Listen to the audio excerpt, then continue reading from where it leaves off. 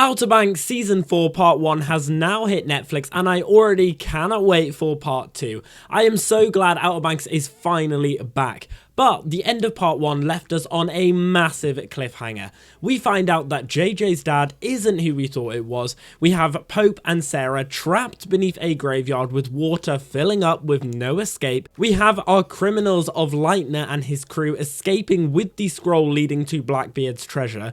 We have the Pogues being on the run from the police. And we have Hollis working alongside Chandler Groff, bringing together the two main stories of this season, being the Blackbeard stuff with Groff and the buying of the land with Rafe and Hollis. That is a lot there, so what can we expect in Season 4 Part 2? Well, let's first talk about JJ's dad, as it is implied at the end that his dad isn't Luke, but is instead Chandler Groff, who was working alongside Wes Jrit in the Blackbeard case. So it's likely JJ will fully discover who his parents are and make that connection.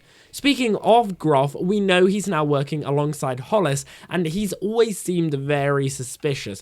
Was he the one who potentially killed Wes Jrit, for example, and has been committing all of these murders like the one that we saw on the beach and the one that the police is investigating? Plus, we know Hollis is definitely not a good guy working alongside Rafe. Since we have these two coming together, we could potentially have a scenario where Rafe meets up with the Pogues, and I would love to see a moment where we do see Rafe and Sarah having to work together on the same side. After all, there have been several moments where we've seen both of them thinking of each other, and it looks like Rafe is on the verge of trying to make up from his past for nearly killing his sister in Season 3. So it'll be interesting to see whether we do get to see a bit of a Rafe and Sarah dynamic, as they're sort of foreshadowing that.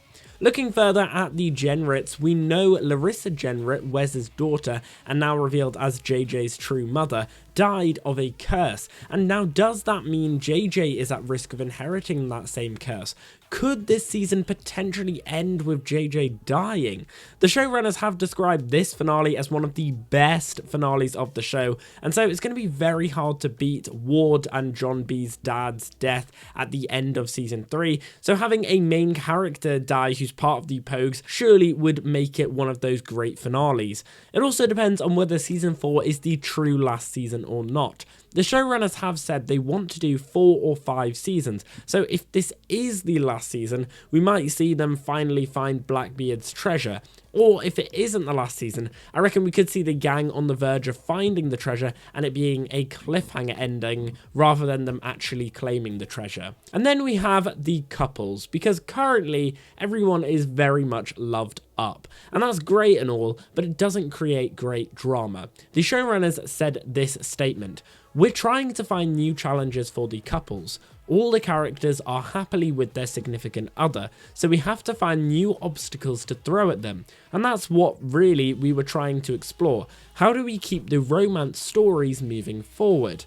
So it looks like we might be getting relationship drama throughout the Blackbeard story arc and throughout Season 4 Part 2. Now we already know Sarah and John B are thinking about their future, so will this be tarnished at all? And we've seen throughout Part 1 all of the couples being very, very close. We saw Key and JJ go on their first date, for example, so maybe Part 2 is where that starts to all crumble.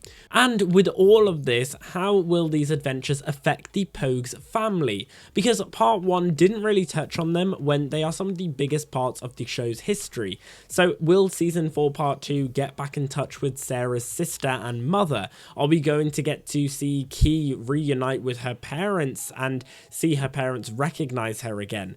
Are we going to explore more of Pope's family dynamic? Cleo's family we have already been exploring in Part 1, and we saw it has already been torn apart throughout this season, so we'll likely see her revenge for that in Part 2. We've discussed JJ discovering that his dad isn't his dad, and so we'll see loads of family dynamics through that. And then, of course, John B's family struggles might be him trying to still get over his dad and what his dad did, and sort of trying to put all of that pressure on Sarah creating a new family. We, of course, heard him talk about kids, and so maybe that sort of pressure leads to some sort of tension between Sarah and John B. But either way, I am so excited for Season 4 Part 2 of Outer Banks. I absolutely loved Part 1, and I cannot wait to see what on earth happens in Part 2. Guys, what do you think will happen in Part 2? Let me know all your thoughts down below in the comments, and as always, we've been here on Gate of Theories. Thanks for watching, and I'll see you guys later. Something about you feels so different. Yeah, you mess me up inside. It's like you're